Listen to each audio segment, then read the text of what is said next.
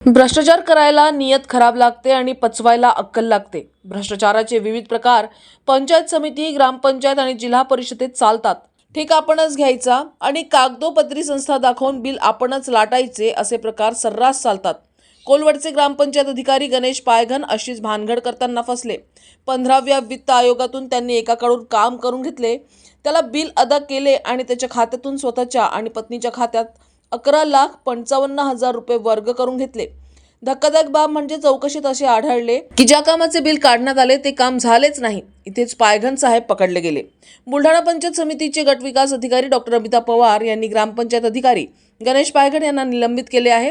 विशेष म्हणजे प्रचंड दबाव असतानाही डॉक्टर अमिता पवार यांनी दबावाला न जुमानता सदर कारवाई केल्याने त्यांचे सर्वत्र कौतुक होत आहे। या संदर्भात निलेश कोंडीबा गायकवाड यांच्या तक्रार अर्जाचा उल्लेख निलंबन आदेशात करण्यात आला आहे। आदेशात नमूद आहे की गणेश पायघन ग्रामपंचायत अधिकारी कोलवड यांच्या विरुद्ध गैरवर्तवणूक बाबत तक्रार प्राप्त झाल्याने केलेल्या चौकशीमध्ये चौकशी अधिकारी समितीने दाखल केलेल्या अहवालानुसार गणेश पायघन ग्रामपंचायत अधिकारी कोलवड यांना शासकीय सेवेत कार्यरत असताना 15व्या वित्त आयोगासंदर्भात प्राप्त निधीचा दुरुपयोग व अपव्यय केल्याबाबत संदर्भीय तक्रार अर्जात नमूद करण्यात आली आहे। त्या अनुषंगाने संदर्भ क्रमांक 5 गट विकास अधिकारी व विस्तार अधिकारी पंचायत यांनी दप्तर तपासणी केली असता तपासणी अहवालानुसार 15व्या वित्त आयोगातून खर्च केलेली रक्कम संबंधित वेंडर यांना दिल्यानंतर तदनंतर वेंडरचे खात्यामधून सदर रक्कम रुपये 11,55,000 पायघन यांनी स्वतःचे नाव तसेच आपल्या नातेवाईकाच्या खात्यात वर्ग केल्याचे बँक स्टेटमेंटवरून निदर्शनास आले आहे।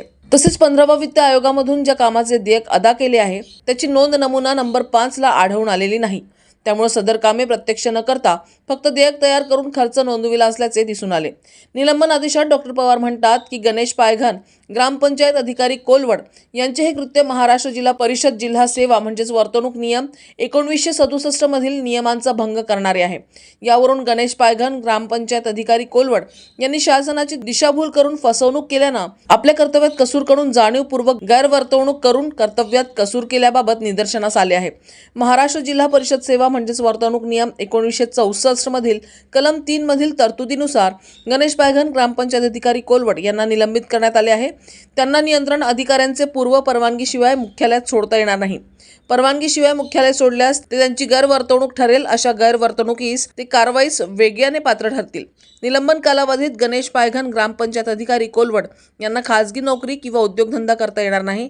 त्यांनी तसेच प्रमाणपत्र यांचे निलंबन कालावधीतील मुख्यालयामध्ये दरमहा सादर करणे अनिवार्य राहील असेही निलंबन आदेशात नमूद आहे।